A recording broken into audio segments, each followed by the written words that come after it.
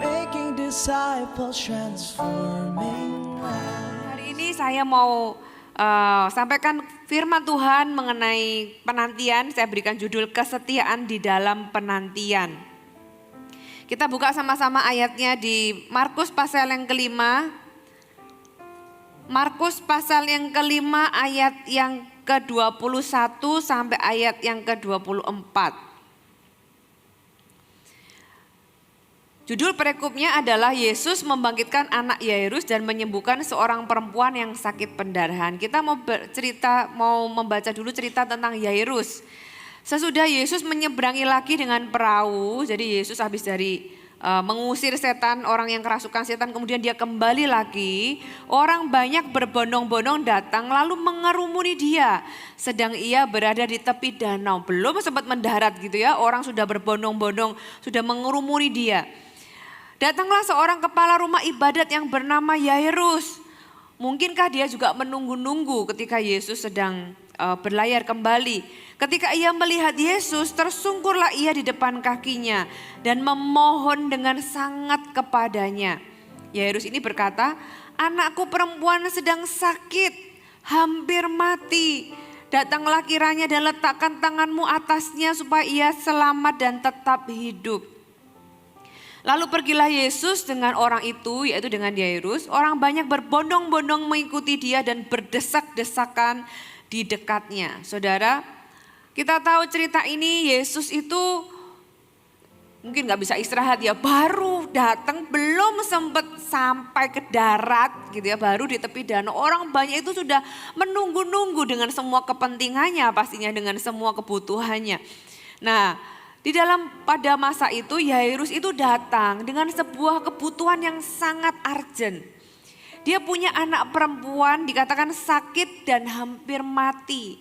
Yairus ini adalah seorang kepala rumah ibadat. Kalau sekarang mungkin dia adalah seorang gembala sidang atau pendeta yang mengepalai sebuah gereja.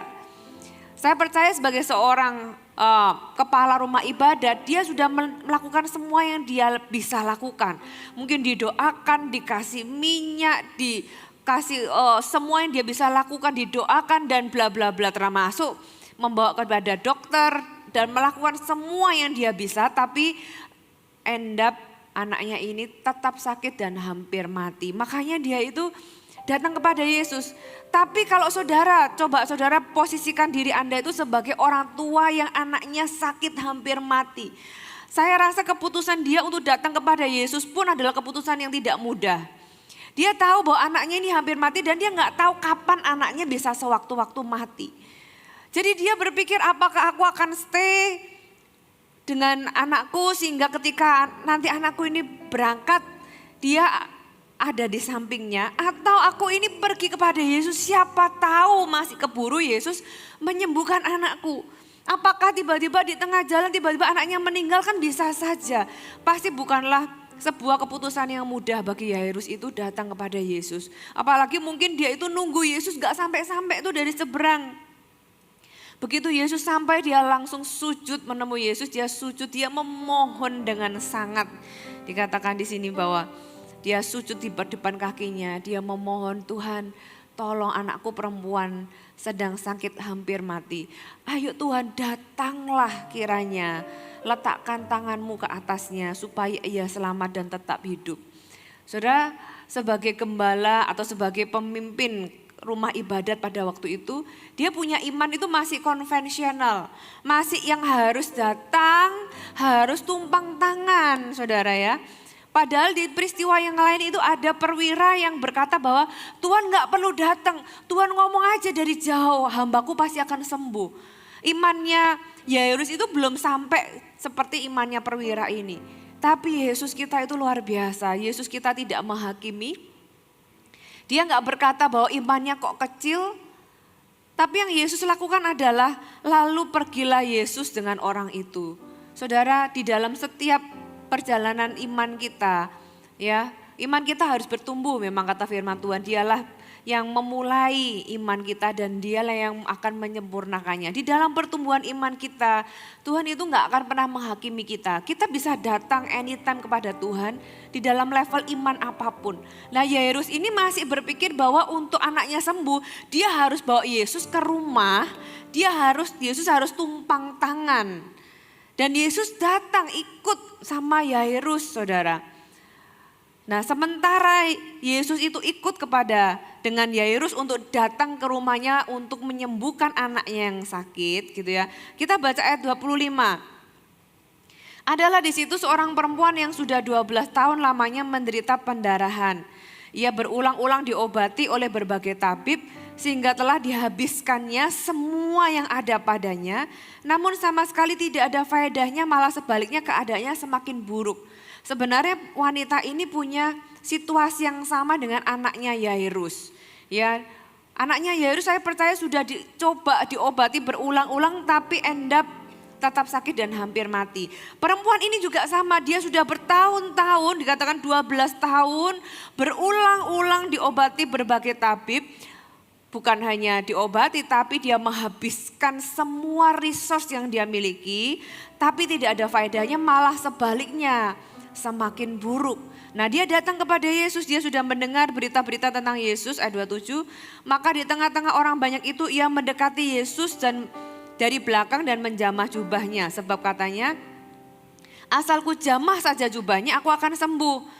Seketika itu juga berhentilah pendarahannya dan ia merasa bahwa badannya sudah sembuh dari penyakitnya. Pada ketika itu juga Yesus mengetahui bahwa ada tenaga yang keluar dari dirinya. Lalu ia berpaling ke tengah orang banyak dan bertanya, siapakah yang menjamah jubahku?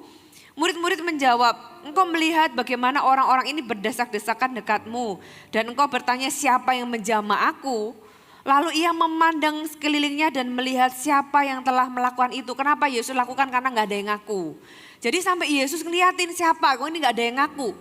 Saudara, di manakah Yairus ketika ini terjadi?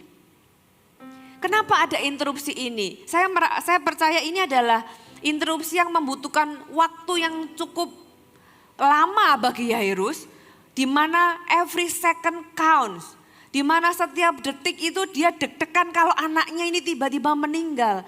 Saya percaya kalau bisa Yairus itu tarik Yesus untuk segera datang ke rumahnya dan menumpangkan tangan ke anaknya. Tiba-tiba di dalam perjalanan Yesus berhenti. Yesus merasa ada tenaga yang keluar dari jubahnya. Yesus berhenti dan tanya siapa yang menjamah jubahku. Masih enggak ada yang ngaku. Masih ada, semua orang diam semua gitu ya. Murid-murid masih meresponi Tuhan, ini semua kita berdesak-desakan. Kenapa masih tanya siapa yang menjamah jubahku. Yesus masih tanya dan melihat gitu ya sekeliling siapa nih. Kemudian perempuan itu menjadi takut, ayat 33. Dan gemetar ketika mengetahui apa yang telah terjadi atas dirinya, tampil dan tersungkur di depan Yesus dengan tulus memberitahukan sesuatu kepadanya. Kemudian Yesus menjawab, maka katanya kepada perempuan itu, hai anakku, imanmu telah menyelamatkan engkau. Pergilah dengan selamat dan sembuhlah dari penyakitmu. Saudara, berapa waktu yang tertunda gara-gara perempuan pendarahan ini? Kalau saudara jadi Yairus, kira-kira apa yang Anda lakukan sementara menunggu Yesus melakukan sebuah kegiatan yang lain? Sedangkan kalau Anda jadi orang tua punya anak sakit, saudara nggak mungkin peduli dengan yang lain lagi. Kalau bisa satu-satunya Anda harapkan itu ya anak Anda sembuh. Nah harapannya itu cuma satu kepada Yesus. Yesus sudah ikut sama dia, tiba-tiba berhenti malah ngurusin orang lain. Gitu ya, malah menjawab doanya orang lain. Berapa banyak dari kita ketika kita berdoa, doa kita belum dijawab, doanya orang lain sudah lebih duluan dijawab. Ya sementara kita di dalam kondisi yang sangat urgent seperti Yairus, Tuhan, saya bisa membayangkan Yairus ini berkecamuk di dalam hati. Tapi firman Allah tidak menuliskan satu pun kata keluar dari mulut Yairus. Tapi saudara bisa bayangkan hatinya Yairus ketika dia menunggu Yesus masih punya urusan sama perempuan pendarahan yang disembuhkan ini. Yairus bisa aja dia galau, dia bimbang, dia tinggalkan Tuhan, ya udah nanti ya aku balik lagi, aku mau cek anakku. Bisa saja dia pergi. Atau ya udahlah Tuhan Yesus ini kok malah ngurusin orang lain. Bukankah aku yang duluan minta gitu kan. Kok malah ngurusin orang lain, dia bisa tinggalkan Yesus. Atau dia bisa menginterupsi Yesus. Oke Tuhan, oke nanti aja kita balik lagi ke sini. Ini anakku urgent Tuhan. Tapi Yairus tidak mengucapkan satu patah kata pun. Dia menunggu, katakan menunggu. Dia menunggu Tuhan. Dia menunggu Tuhan dengan diam. Ayat 35. Ketika Yesus masih berbicara, berarti masih sibuk ini ngurusin perempuan pendarahan ini. Datanglah orang dari keluarga kepala rumah ibadat itu dan berkata, anakmu sudah mati. Saudara, bukankah itu yang Yairus takutkan? Bukankah itu yang membuat dia bimbang apakah dia harus pergi ke Yesus atau dia tunggu anaknya aja. Karena anaknya ini hampir mati. Ketika Yesus masih sibuk ngurusin orang lain. Tiba-tiba ada orang datang kepadanya dan berkata, anakmu sudah mati. Apa perlunya lagi engkau menyusahkan guru? Saudara, apa enggak kesambar petir itu? Yairus ketika dia dengar berita bahwa anaknya sudah mati. Saudara, kalau hari ini Anda belum punya anak, mungkin Anda agak sulit relate gitu. Tapi bagi Anda yang sudah punya anak dan Anda pernah tahu mengantar anak Anda ke rumah sakit dalam kondisi emergensi, mungkin Anda bisa agak relate, lebih relate gitu ya. Karena kondisinya benar-benar urgent, kondisinya benar-benar emergensi. Dan hatinya dia itu sudah kebelah gitu ya, sana sini dia mau tinggal. Tapi dia juga berharap ada harapan. Dia pergi tapi dia takut anaknya sudah duluan meninggal. Dan ternyata apa yang dia takutkan itu terjadi. Anaknya itu meninggal ketika Yesus masih urusin orang lain. Sedangkan dia yang doa duluan. Cerita ini mirip dengan ceritanya Lazarus sebenarnya. Ketika Lazarus sakit juga dan hampir mati, Maria dan Marta meminta orang datang kepada Yesus dan berkata, Yesus orang yang kau kasih yaitu Lazarus itu sakit dan hampir mati, Tuhan datanglah. Tapi Tuhan itu malah delay, punya urusan yang lain. Dia stay 2 hari, mau 2 hari, mau 2 detik, mau 2 menit, mau 2 jam, doesn't matter, terlambat ya terlambat. Sudah meninggal ya sudah meninggal. Ternyata anaknya Yairus sudah meninggal. Saudara, di dalam kehidupan Anda, apa yang hampir mati? Saya percaya firman Tuhan ini ditaruh di dalam hati saya untuk berbicara kepada Anda. Karena Tuhan mau menjawab, ada orang-orang yang engkau punya situasi yang mirip. Mungkin bukan anak Anda yang hampir mati. Kalau anak Anda hampir mati mungkin Anda gak ada di sini. Tapi mungkin ada hal lain di dalam kehidupan Anda itu yang Anda sudah coba berkali-kali dan tidak menjadi lebih baik, tapi semakin buruk dan hampir mati. Apakah itu? Apakah itu pernikahan Anda? Apakah itu hubungan Anda dengan anak Anda? Apakah itu bisnis, karir, kesehatan, keuangan atau apapun yang ada dalam kehidupan Anda? Apa yang ada dalam kehidupanmu yang hampir mati? Saudara, di dalam situasi apapun datanglah kepada Yesus sama seperti Yairus. Jangan minder, gak peduli iman Anda di level apapun. Sama seperti Yairus, dia datang apa adanya. Imannya masih berkata bahwa Yesus harus datang. Dia masih belum bisa percaya bahwa kalau Yesus ngomong dari jauh, anaknya bisa sembuh. Dia masih percaya bahwa Yesus harus datang dan tumpang tangan buat anaknya. And it's okay kita datang kepada Yesus dengan di dalam semua level pertumbuhan iman kita. Dan Tuhan tidak akan menghakimi. Kita lihat respon Yesus. Yesus mau dan Yesus ikut sama Yairus. Saudara, apa yang Anda doakan? Apakah Anda minta terobosan keuangan, Anda minta kesembuhan atau keselamatan bagi anak Anda, pasangan Anda, keluarga Anda? Seringkali ketika kita berdoa dan kita berpikir kok doaku gak dijawab-jawab. Kita bisa muncul kecurigaan yang enggak gitu ya. Apakah doaku ini gak didengar Tuhan? Apakah Tuhan sudah melupakanku? Apakah Tuhan itu gak peduli sama aku? Tuhan kok masih peduli sama orang lain tapi gimana dengan hidupku? Saudara, Anda percaya Tuhan bisa lakukan apa yang Anda doakan. Tapi kenapa kok lama? Saudara, bagi Yairus, Yesus berhenti. Itu lama loh saudara. Karena dia itu setiap detik itu berarti buat dia. Jadi setiap detik Yesus berhenti dan bertanya, berkomunikasi dan sebagainya dengan perempuan pendaraan ini. Buat dia itu seperti, bagi kita mungkin itu seperti bertahun-tahun rasanya. Nah, apa di dalam kehidupan Anda yang Anda tunggu lama sekali? Sebenarnya Anda nggak sendirian. Saya bersama dengan Anda, ada hal yang saya doakan hari ini belum dijawab Tuhan. Dan juga di dalam firman Tuhan ada banyak cerita yang juga sama-sama menanti dan menanti. Abraham menunggu 25 tahun untuk dia bisa menggendong anak perjanjian, yaitu Ishak. Ishak menunggu anak juga lama karena Ribka mandul. Yakub menunggu Rahel 7 tahun. Gitu ya, Yusuf menunggu mimpinya jadi kenyataan 13 tahun. Israel menunggu pembebas itu dijajah diperbudak sama Mesir selama 300 tahun saudara. Hana berdoa minta Samuel itu juga dia berdoa bertahun-tahun. Daud menunggu menjadi raja dari sejak dia diurapi sampai dia dikejar-kejar sampai dia jadi raja. 13 tahun lamanya. Padahal janji Tuhan itu 13 tahun yang lalu. Harusnya janji Tuhan itu kan dikasih tahu terus gak berapa lama langsung terjadi. Ternyata yang terjadi malah sebaliknya, Daud malah dikejar, mau dibunuh dan seterusnya. Wanita pendarahan ini juga menunggu dengan berbagai cara dia berusaha 12 tahun lamanya. Seorang pria yang lumpuh di kolam Bethesda menunggu 38 tahun sampai akhirnya dia sembuh. Israel menantikan seorang pembebas yaitu Mesias selama ratusan tahun. Dan gak cuma menunggu saudara, di masa-masa kegelapan ketika Israel itu menunggu seorang Mesias yang bisa membebaskan, yang dijanjikan Tuhan. Di kitab Yesaya bernubuat bahwa nanti akan ada waktunya seorang anak akan lahir dari seorang anak darah. Gitu ya, nubuatan Mesias itu akan lahir. Tapi dari nubuatan itu sampai kepada zaman Yesus itu kira-kira 700 tahun. Di tengah-tengah itu 400 tahun dari kitab Maleakhi sampai kitab Matius itu 400 tahun masa kegelapan yang tidak ada suara Tuhan sama sekali.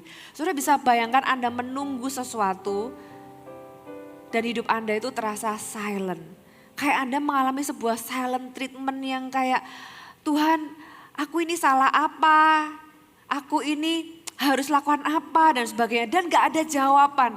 Itu adalah masa-masa di mana Tuhan itu gak ada suaranya sama sekali dan Israel tetap menanti sampai akhirnya Tuhan datang pada waktu yang tepat. Galatia pasal 4 ayat yang keempat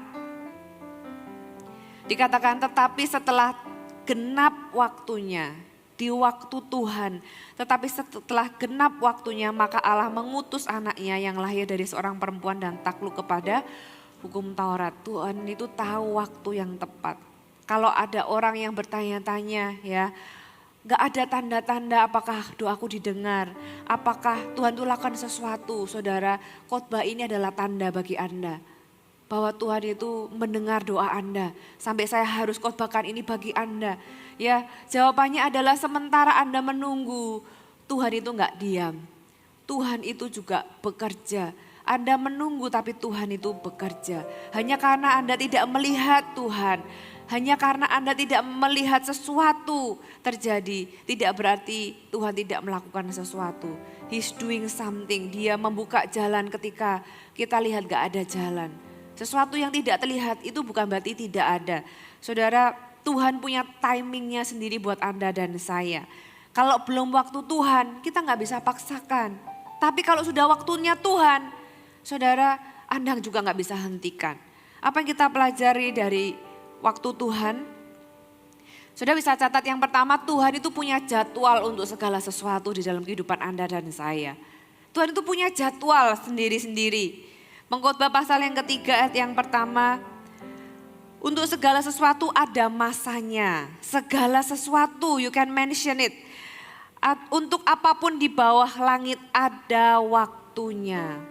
Masalahnya kadang-kadang waktu Tuhan itu gak nyaman bagi kita, itu masalah kita. Tapi Tuhan itu punya jadwal. Tuhan itu punya waktu bagi Anda dan saya. Ya, Kita bisa merasa terlalu cepat, kita bisa merasa Tuhan terlambat, itu kan kita yang merasa. Tapi dari sisi Tuhan, Tuhan itu punya waktu untuk segala sesuatunya. Dan Tuhan mau kita percaya kepadanya. Yang kedua, waktu Tuhan itu adalah kedaulatannya. Amin. Kisah Para Rasul 1 ayat yang ke-7. Dikatakan jawabnya, engkau tidak perlu mengetahui masa dan waktu yang ditetapkan Bapa sendiri menurut kuasanya. Jadi ketika murid-murid datang kepada Yesus, Tuhan kapan engkau membebaskan Israel? Itu kan yang ditunggu-tunggu orang Israel. Yesus berkata, engkau gak perlu tahu, ya, itu ada di dalam kedaulatan Tuhan. Itu ditetapkan Bapa menurut kuasanya. Kalau bahasa Inggrisnya dikatakan, you don't get to know the time. Timing is the Father's business. It's not your business dengan kata lain. Alias itu bukan urusan kita untuk tahu. Saudara, kalau kita tahu semua yang Tuhan pikirkan dan kita bisa memahami semuanya, kita sudah jadi Tuhan, saudara. Nama kita belum berubah, nama kita masih manusia. Jadi saudara, ada beberapa hal, ada banyak hal yang memang Tuhan itu enggak bisa jelaskan ke kita. Karena apa? Karena kita nggak punya kapasitas untuk handle ketika kita tahu semuanya. Ya, Tuhan mau kita percaya sama pribadinya. Yesaya 40 ayat yang ke-25. Yesaya pasal yang ke-40 ayat yang ke-25 sampai 31. Dengan siapa hendak kamu samakan aku seolah-olah aku seperti dia, firman yang Maha Kudus. Arahkanlah matamu ke langit dan lihatlah. Tuhan mau kita kenal siapa dia, itu yang membuat kita bisa berharap terus. Arahkanlah matamu ke langit dan lihatlah siapa yang menciptakan semua bintang itu dan menyuruh segenap tentara mereka keluar sambil memanggil nama mereka sekaliannya. Satu pun tidak ada yang tidak hadir, bintang aja gak ada yang berani berontak. Sebab ia maha kuasa dan maha kuat. Mengapakah engkau berkata demikian hai Yakub dan berkata begini hai Israel. Hidupku tersembunyi dari Tuhan dan hakku tidak diperhatikan Allahku. Tidakkah kau tahu dan tidakkah kau dengar? Tuhan ialah Allah kekal yang menciptakan bumi dari ujung ke ujung. Ia tidak menjadi lelah dan tidak menjadi lesu, tidak terduga pengertiannya. Ia memberi kekuatan kepada yang lelah dan menambah semangat kepada yang tiada berdaya. Orang-orang muda menjadi lelah dan lesu dan teruna-teruna jatuh tersandung. Tetapi orang-orang yang menanti-nantikan Tuhan mendapat kekuatan baru. Mereka seumpama Raja Wali yang naik terbang dengan kekuatan sayapnya. Mereka berlari dan tidak menjadi lesu. Mereka berjalan dan tidak menjadi lelah. Saudara, kita harus tahu Allah yang kita sembah, dia adalah Allah yang maha kuasa dan maha kuat. Kalau bintang aja dipanggil gak ada yang berani gak hadir. Segala sesuatu dalam kehidupan kita, itu gak mungkin. Kalau Tuhan mau lakukan, itu gak mungkin gak terjadi. Tapi kalau belum terjadi, berarti belum waktunya. Bagian kita adalah kita menunggu dengan percaya bahwa dia adalah Allah yang bukan hanya maha kuat, bukan hanya maha kuasa, tapi dia adalah Allah yang maha kasih kepada kita. Amin. Yang ketiga kita bisa tulis waktunya selalu tepat. Katakan tepat. Waktu Tuhan itu sempurna untuk Anda dan saya. Pengkhotbah 3 ayat yang ke-11. Ia membuat segala sesuatu indah pada waktunya. Jadi kalau enggak waktunya, ia enggak indah. Tuhan berkata ia membuat segala sesuatu indah pada waktunya. Bahkan ia memberikan kekekalan dalam hati mereka. Tetapi manusia tidak dapat menyelami pekerjaan yang dilakukan Allah dari awal sampai akhir. Saudara, kita nggak bisa menyelami pemikiran Tuhan. Yang kita bisa lakukan adalah kita itu mempercayai Tuhan. Bahwa waktu Tuhan itu tepat untuk Anda dan saya. Dan dia punya jadwal untuk segala sesuatu di dalam kehidupan kita. Yang keempat, kalau sudah waktunya, kalau waktu Tuhan sudah datang, Tuhan bisa melakukannya di dalam sekejap mata. Tuhan bisa melakukan apapun yang dia mau lakukan untuk kita itu dalam sekejap. Sesuatu yang kita pikir butuh bertahun-tahun, ternyata Tuhan tuh bisa lakukan semudah itu dan sekejap mata. Ya Tuhan punya timingnya sendiri. Saudara, Yesaya pasal yang ke-51 ayat yang kelima, dalam sekejap mata keselamatan yang daripadaku akan dekat. Saudara, dikatakan dalam sekejap mata. Di cerita-cerita yang lain ada banyak cerita yang lain. Israel ketika dia mengalami kekeringan 3,5 tahun, ya tidak ada hujan. Ketika Elia itu berdoa di akhir 3,5 tahun itu, dalam sekejap mata, tiba-tiba semua dataran Israel itu dipenuhi dengan awan yang gelap dan akhirnya ada hujan badai. Dalam sekejap mata Tuhan bisa mengubahkan hidup Anda dalam sekejap mata kalau itu sudah waktu Tuhan. Nah, untuk Anda yang hari ini mengalami masa-masa penantian, saudara, Anda sama dengan saya. Menantikan membuat kita bertanya-tanya, apakah aku ini melakukan hal yang salah? Apakah aku ini kurang iman? Atau aku ini ada dosa yang tidak saya sadari? Atau aku ini sudah mengecewakan Tuhan? Atau apa Tuhan? Ataukah Tuhan itu masih punya banyak urusan gitu ya, seolah-olah kayak hidup kita itu tersembunyi sama seperti yang tadi dikatakan. Tapi kita mau belajar bahwa sebenarnya Tuhan itu cuma punya 2 alasan kenapa dia tidak segera atau dia itu tidak melakukannya sekarang seperti yang kita mau. Alasannya cuma 2, dia mau menguji kemurnian iman kita dan membangun karakter kita. Tuhan mau menguji kemurnian iman kita, Tuhan mau kita belajar percaya kepadanya. Tuhan mau kita bergantung kepadanya. Yesaya 49 ayat ke-8, beginilah firman Tuhan. Pada waktu aku berkenan, aku akan menjawab engkau. Pada waktunya Tuhan akan jawab doa Anda. Saudara, pada waktu yang tepat Tuhan akan menjawab doa Anda. Ketika kita semakin dewasa, cara kita menunggu juga harus berbeda. Seorang anak kecil, kalau Anda punya anak kecil minta sesuatu, pernah nggak Anda minta anak kecil minta sesuatu misalnya di department store gitu ya. Atau minta es krim misalnya, dia lihat es krim dia kepengen. Ketika kita jawab nanti ya, anak kecil itu bisa teriak nangis-nangis loh. Padahal bukan enggak, orang tua cuma jawab nanti bukan sekarang. Tapi itu bisa membuat seorang anak kecil bisa guling-guling saudara. Nangis teriak-teriak, I want it now gitu kan. Berapa banyak dari kita masih melakukan ini seperti anak kecil. Semakin kita dewasa, bukankah kita belajar bahwa iya ternyata enggak semua hal itu harus sekarang. Ada hal-hal yang kita harus tunggu saudara. Ya ada hal-hal yang memang belum waktunya. Dari kecil saya ngajarin anak saya hal yang sederhana. Misalnya boleh makan permen cuma di hari Jumat gitu ya. Jadi kalau mereka kepengen mereka harus tunggu Jumat. Dari kecil saya ajari supaya mereka menunggu itu adalah sebuah keahlian yang kita harus kuasai saudara. Di dalam kehidupan ini kan ada banyak hal yang kita harus tunggu. Saudara belum menikah jangan seks di luar nikah. Anda harus tunggu sampai diberkati Tuhan baru Anda melakukan apa yang memang diizinkan di dalam sebuah pernikahan. Tunggu, untuk bisa menunggu Anda harus bisa melatih. Saya ajari anak-anak kalau dari kecil ya, kalau sudah gede ya pasti lebih longgar. Tapi dari kecil kalau makan permen cuma hari Jumat. Jadi mereka Kamis gitu ya atau Selasa gitu ya, lihat permen gitu ya harus tunggu. Tunggu ini hari apa? Oh bukan Jumat ya udah tunggu besok lagi. Oke Jumat gitu ya. Mereka boleh makan. Itu terus dilatih sampai besar akhirnya ya sudah lebih longgar, enggak lagi jadi hukum Taurat. Tapi mereka sudah belajar menunggu. Ada banyak dalam kehidupan kita, kita harus tunggu kalau belum waktunya. Jangan mendahului Tuhan. Jangan mendahului yang belum waktunya. Ya saudara, jadi ketika kita semakin dewasa, kita bisa belajar. Ketika kita menunggu, kita tahu ada hal-hal yang memang belum waktunya. Semakin kita dewasa, cara kita menunggu juga berubah. Di dalam kerohanian kita, seharusnya juga bisa terlihat dari respon kita dalam menunggu itu terlihat kedewasaan kerohanian kita. Kalau anak kecil ya dia kalau nggak dikasih ya dia akan teriak-teriak, nangis-nangis, guling-guling gitu ya.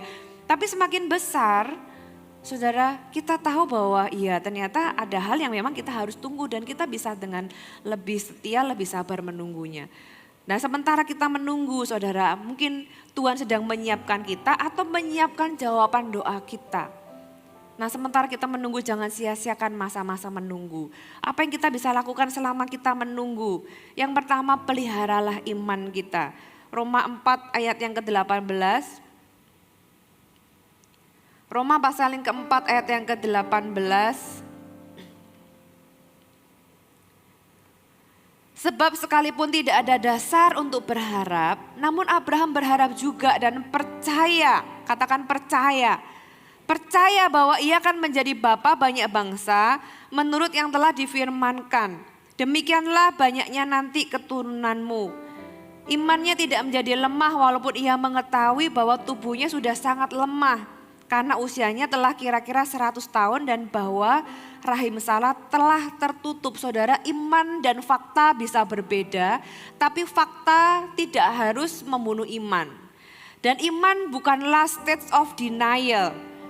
Dikatakan di sini imannya tidak menjadi lemah walaupun dia tahu faktanya itu berbeda sekali. Dia tahu faktanya, dia embrace the fact, dia tetap bisa menerima faktanya bahwa tubuhnya sangat lemah.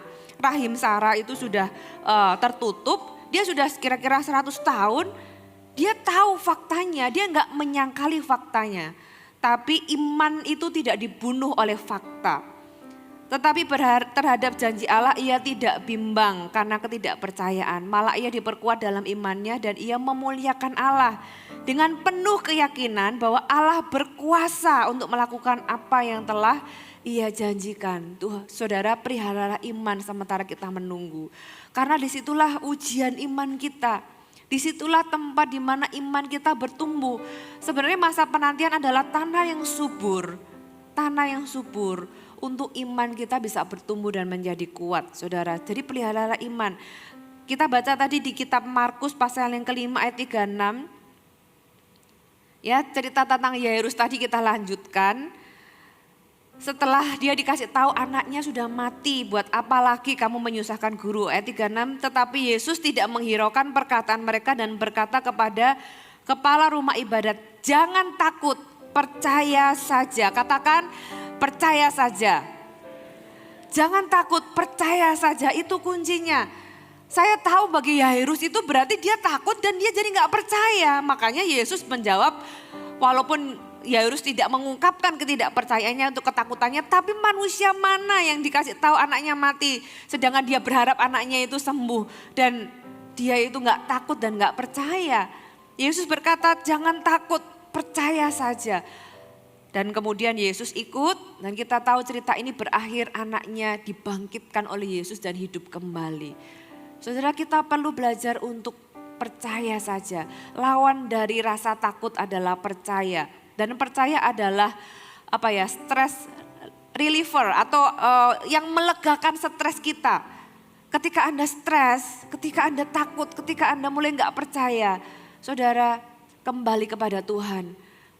Kembali menguatkan iman. Karena firman Tuhan tadi dikatakan Abraham itu dia diperkuat, dia menguatkan imannya. Dia kembali percaya kepada Tuhan. Ya, Mazmur 31 ayat 14 sampai 15a, saya baca di bahasa Inggrisnya dikatakan, but I trust in you Lord, I say you are my God, my times are in your hands. Waktu-waktu kita itu di tangan Tuhan. Daud itu mengakui bahwa Tuhan, Engkaulah Allahku, semua waktuku itu ada di tanganmu. Tuhan, lepaskan aku dari musuhku gitu ya, tapi kapan itu? Aku tahu waktuku ada di tangan Tuhan. Itu Daud datang kepada Tuhan. Yang kedua, apa yang kita perlu lakukan ketika kita menunggu janji Tuhan digenapi dalam kehidupan kita. Yang kedua, sabar. Katakan sabar. Bilang kanan kiri, sabar ya. Ibrani pasal yang ke-6, ayat yang ke-15. Abraham menanti dengan sabar. Dan dengan demikian ia memperoleh apa yang dijanjikan kepadanya. Dengan demikian itu menjelaskan kata sabar. Ya, Abraham menanti dengan sabar. Dan karena dia sabar, ia memperoleh apa yang dijanjikan kepadanya. Kadang-kadang yang bikin kita nggak sabar itu malah ketika kita membandingkan diri dengan orang lain.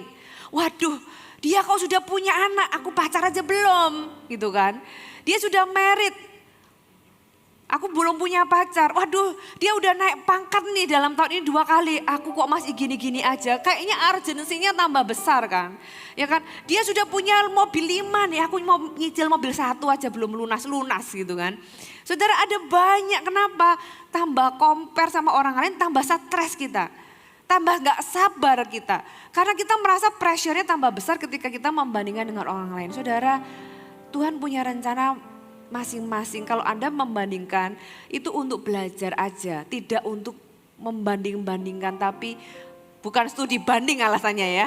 Tapi Anda belajar sesuatu apa yang baik yang bisa diterapkan, tapi tidak membanding-bandingkan diri. Itu memberikan Anda tambah pressure, tambah anxious, tambah cemas, tambah stres. Padahal Tuhan itu punya waktu buat masing-masing beda-beda, saudara.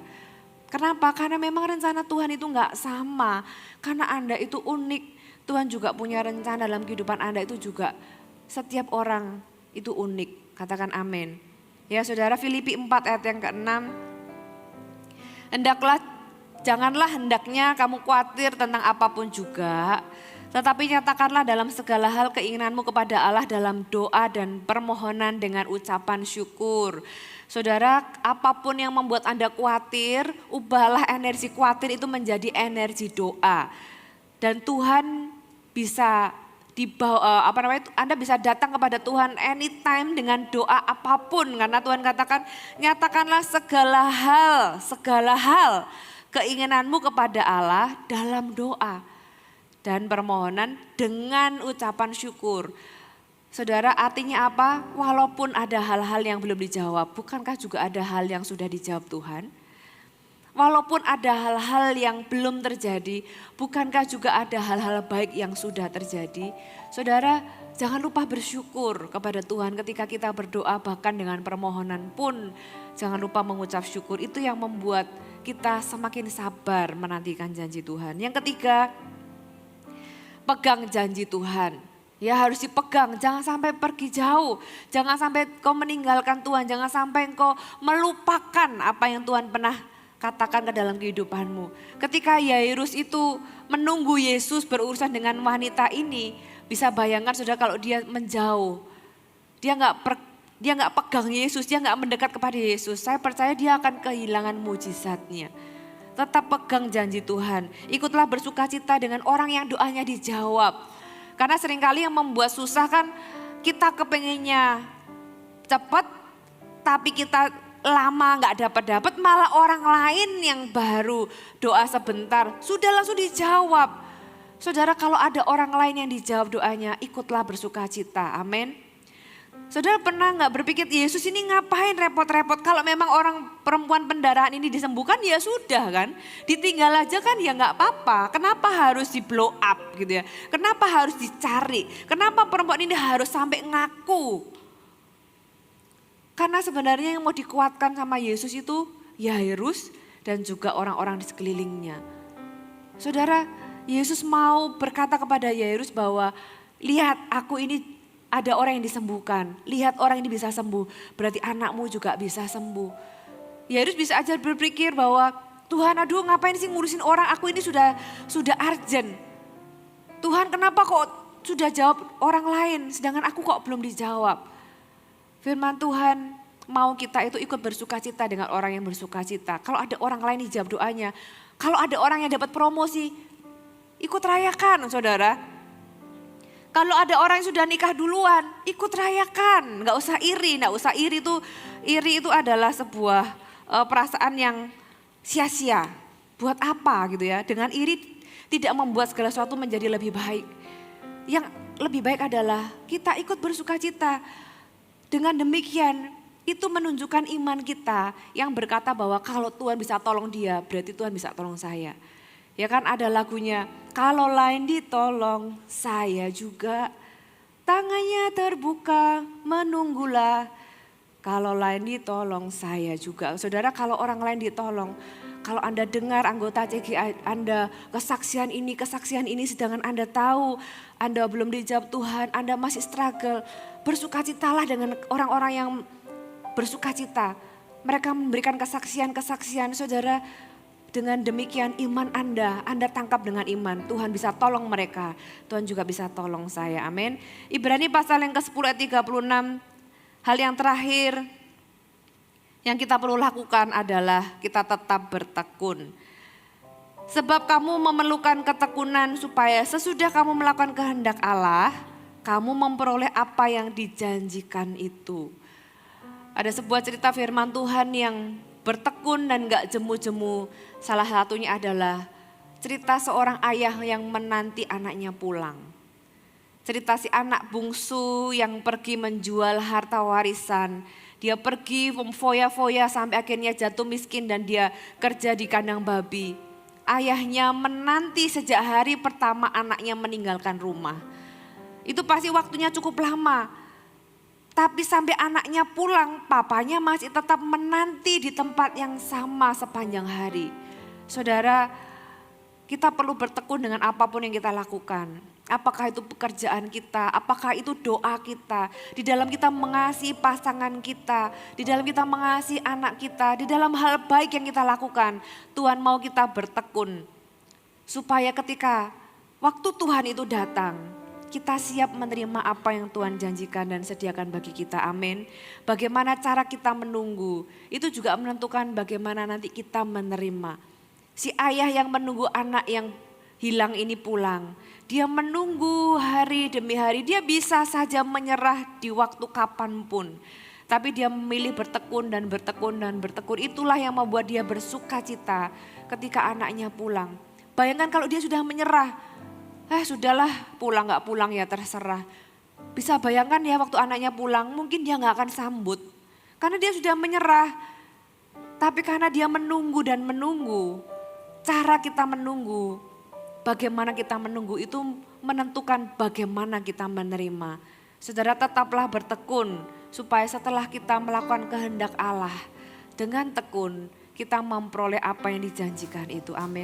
Hai, terima kasih sudah bergabung bersama kami, Gereja Mount Sharon, Jabodetabek. Sebagai gereja Tuhan, adalah kerinduan bagi kami untuk melihat Anda terus bertumbuh di dalam pengenalan akan Tuhan dan mengalami perubahan hidup. Maka dari itu, bergabunglah bersama komunitas kecil kami, Connect Group. Dapatkan informasi lebih lanjut pada kolom deskripsi kami. Last but not least, don't forget to subscribe dan bagikan video ini kepada orang yang Anda kasihi. Thank you for joining us and see you next time.